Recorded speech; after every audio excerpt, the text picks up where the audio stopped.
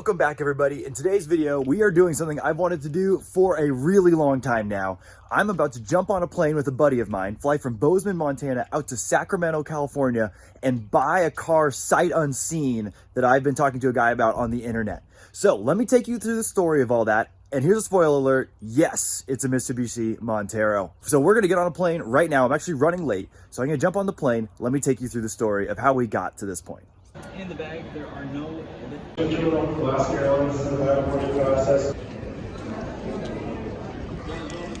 Yeah, we are. Man, we're trying to be the last ones. You're not actually. For real? Bunch of people. Seriously? Okay. We got time, that's why. I mean, that's what I figured.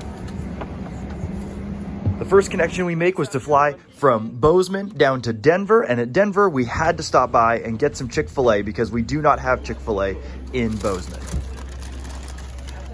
All right, so we're hanging out at DIA, just got some Chick-fil-A, and we're getting ready to board our flight to Sacramento to go pick this Montero up. I'm so stoked. I got my Montero socks on, got my Montero shirt on. Super stoked to get this Montero. So we're gonna hop on this flight and we'll see you in Sacramento.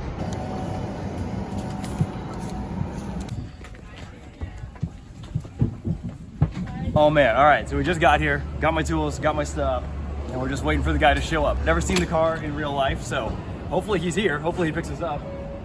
This should be good. If not, we're gonna get a hotel room, get on Facebook Marketplace and buy another one and drive it back. all right.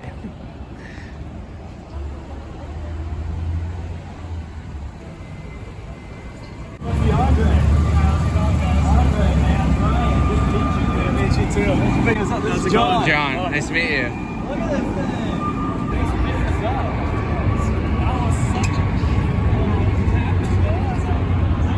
up. You mind if I give it a test drive? Of course. But as soon as I moved here, that's when I bought this car. Okay. Yeah. Am I getting on this? Yeah, you're getting over here. We started talking Monteros, and he was like, if you're ever in Vegas, hit me up. Like, we can wheel in. We can take them off. Ain't no thing. I like to pretend like I know what I'm doing. Oh, yeah, you bought from Luso, my boy Marco. Your friend? Yeah. Are you serious? Yeah, so when Marco started Luso Overland, he hit me up and he said, hey, since you're one of the main dudes building Gen 3s right now, what parts do you want? And so I've been coordinating with him for years now, trying to get certain parts in the US and stuff. So, That's what I'm saying. Like, I'm kind of sad to get rid of it, but you guys are going to take good care of it. yes, sir. This is sweet, dude. This is a dream come true for me. I've wanted to buy a car sight unseen on the internet, road trip at home, and just experience it forever now. So thanks for being a rad dude. No, and absolutely. I know it's a risk for you to be like, are you for real gonna fly out here and do this? So Well, that's why I even texted you hey, I was like, I don't know if you really want to do it. Like, yeah. Sure. I have a feeling that you're going to have a good time with this car. I appreciate it, man. I appreciate someone who takes good care of a car because I take good care of a car. So that's good stuff. I'm excited to see it in the daylight. Yeah. No, it's Don't buy nice. a car sight unseen. Don't buy a car at night. That's good. Don't meet strangers on the internet breaking all the rules, man. That's sweet deal. Yeah. All right, well, we'll get out of your hair. We'll get on with our evening. Dude, great to meet you again. If Great you to ever meet find you yourself too. in Montana or you want to be in Montana, you know who to call. Right after we picked up the car, we headed to In-N-Out to grab a quick bite to eat before hitting the road and getting out of town. We wanted to camp just south of Lake Tahoe so we could explore the area when we woke up the next morning. All right, so we've made it to camp for the night. We are up in the Tahoe area, the national forest outside there, just grabbed a campsite. And this is one of the things I was stoked about with the Montero is I knew that from the factory, you can just lay down these seats and make a sort of bed with them. So me and my buddy John, we just packed our camping gear. We're gonna lay it out. We're gonna crash here tonight. And this is how we're gonna do it. We're just gonna put these seats down, put that right on top of it, call it a night. All right, so we got the beds all set up. We're gonna crash. And I'm really excited to get up in the morning and see what this thing looks like in the daylight. We still have not seen it in the daylight. So I'm still learning new things about it. I honestly have no idea what it looks like. So this bed in the Montero is working out pretty well. I'm excited to spend the night in here, and we'll see you guys in the morning. After a pretty decent night's sleep, we hit the road and started driving up into the mountains. This was our first time really seeing the car in the daylight, and it was really revealing. The thing is in really good condition. It was driving really well. We were having a blast. We even got to see the sunrise, and we were super excited to spend the morning checking out Lake Tahoe. We are in South Lake Tahoe. And I've had enough of this thing. I've only been in the car for like an hour. And I don't know what it is, but I don't want this.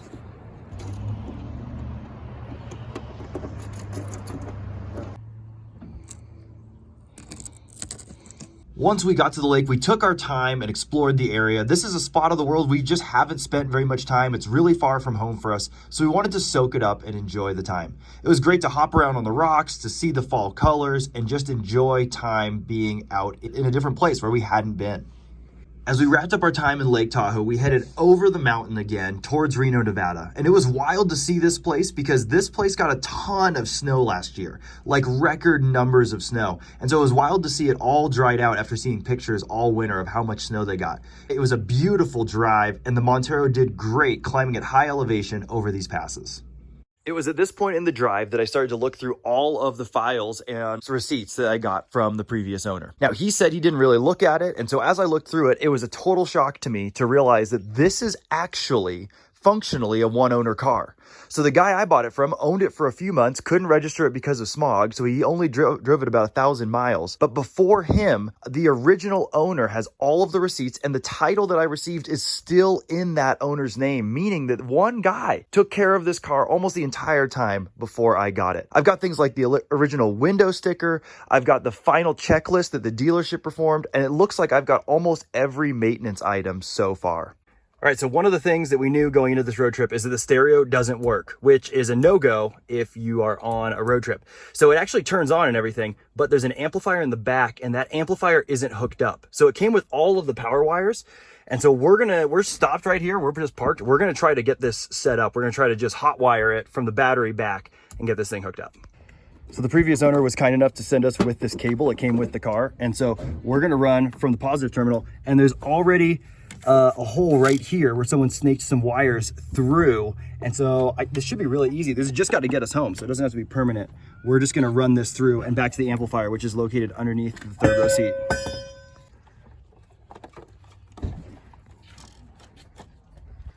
Right, so the amp is on, the lights are on. I have no idea if it actually works, but we've got power. So let's see if this thing will turn on and make some sound. Oh, what a jam set! Man, that's good. What is this?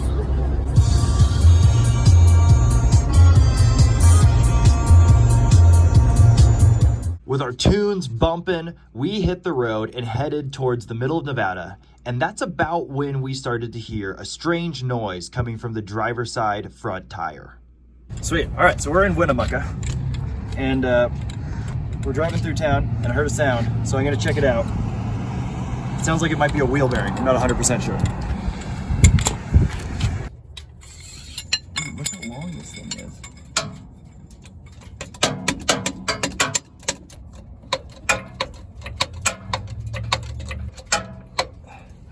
Okay.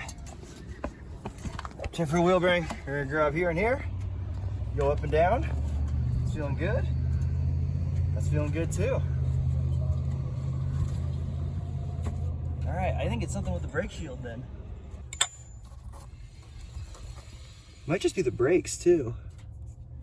They're a little hot. There's a groove in them right there. I mean, they'll be fine. They're just a little noisy. All right. This is certified, ready to send it. So naturally, what do you do when you're 500 miles from home and you just diagnosed that your car is actually fine and not broken? We're in the dunes!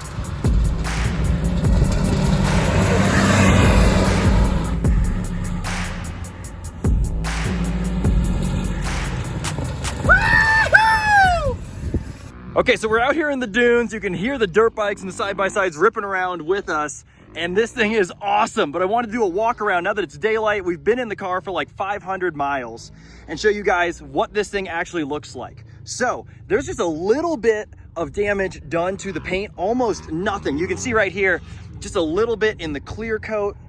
All the body panels are straight. The bumper is in pretty good shape. There's one spot right here where it's cracking. I can fix that with some plastic welding or something from the backside. I can support that, no problem. And as well as there's a little bit of a rust spot underneath here, but it's covered up really well. You can't really tell. The headlights are okay. That one's a little bit foggy. These are super clear, so that's good. Coming around to this side, a little more damage on this side. Like there's this right there, and then this has been kind of crunched in. Something's been moved over here, but I can probably pull that out. But other than that, this is a super clean Gen 3.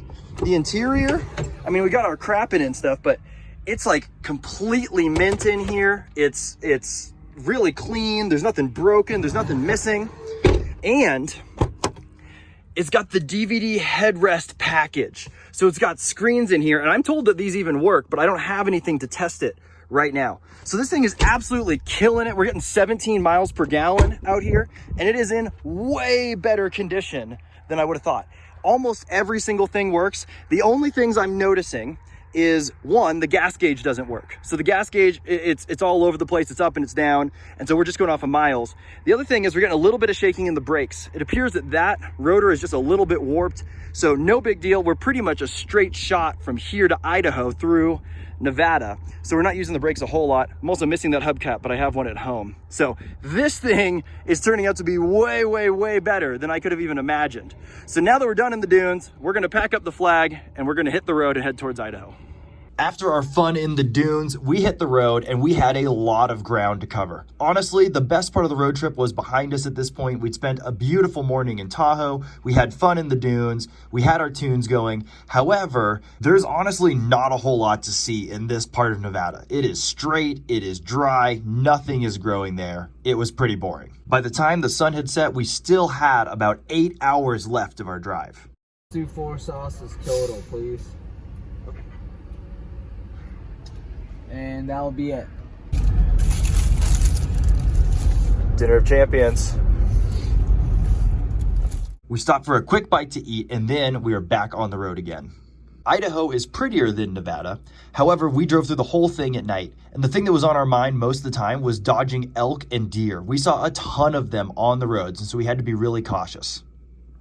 At about 1 a.m., we rolled up to the Montana border, and it was a welcome sight for sore eyes. We were so excited to be back home and on roads that I knew really well. We had to stop by the Welcome to Montana sign and put a Montero sticker on it. I've been past this sign many times, but I've never put a sticker on it. So if you're in the area and you see it, you'll know I was there. After crossing the border, we still had another 2 hours before we landed at home. All right, guys, we made it back home. We are back in Montana. We drove all the way through the night. We went from Lake Tahoe all the way to Belgrade, Montana, where I live, and we made it. This thing drove flawlessly the entire way. We had absolutely no issues. I packed a bunch of tools, and we didn't need anything except for the stuff to hook up the stereo. So I am so thrilled with this car, just already in love with it. I can't believe in just 36 hours of ownership, I've taken it on an adventure. I've slept in it. I've driven it 1,000 miles. I'm thrilled with it. But it's currently 3:09 a.m. So I am exhausted. I'm going to go to bed, and we'll pick this up tomorrow morning. All right, it's the next morning, and man, this thing is awesome. So great to bring it back. It ran flawlessly all the way from Sacramento here to Montana. It ended up being 34 hours in total that we were on the road with this thing. Not driving time, but from the moment we left to the moment we got back was 34 hours. So a really quick trip. But this thing performed amazing. I am so satisfied with it. As we were driving it, we just couldn't believe how good of condition it's in, how fun it was to drive. Did great in the dunes. I can tell this is going to be a great vehicle for years to come. And so I'm really, really excited that we got this, that we brought it home, and now it's time to get it registered, transfer over the title, get plates on it so that it can be here in Montana, so it'll be in my name. But I'm really, really stoked on how this adventure turned out. So naturally, this brings up the question of why did I even buy this Montero? Why fly halfway across the country to pick up a Gen 3, especially when I already have one that's fully built and have another one that's in parts in my yard?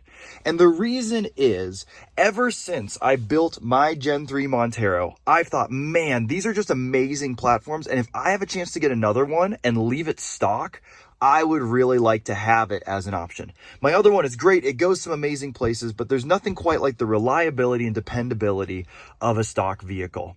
And so what ended up happening is my Gen 3 is actually down for some motor repair. There's some videos out about that right now. It needs a full motor rebuild, and so it's going to be a couple months before it's back on the road. Now, I had another Gen 3 that I'm working out on what to do with, and I thought about fixing it, but when I did the cost-benefit analysis, it didn't make sense to pour money into that rig.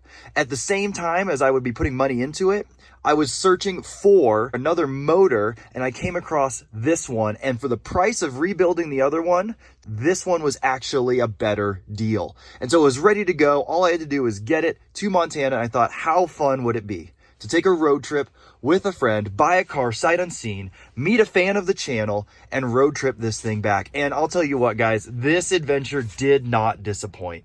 This is one of the most fun things I've done. It was sporadic. It was kind of crazy. The whole time we were just having a great time, enjoying the car. And so I'd highly recommend it. Take a trip with your friends. Take a little bit of a risk. But that's why I've got this car. So for now, it's going to be a daily driver for my wife and I while the other one gets rebuilt. And then come the spring and maybe into the summer, I'm going to rent it on Outdoorsy to replace my Montero Sport that blew up. So people will be able to rent this car. It's got a rooftop tent on it, go out into the woods and explore Montana. So I am so thrilled with that. This is going to work out perfect for us. And I want to thank you guys for watching this journey. And hopefully we'll be able to do another thing like this. Maybe I'll rescue more Monteros across the states. I'm not 100% sure. But if I do, you'll definitely see it on future videos to come. So with that, I'll catch you on the next one.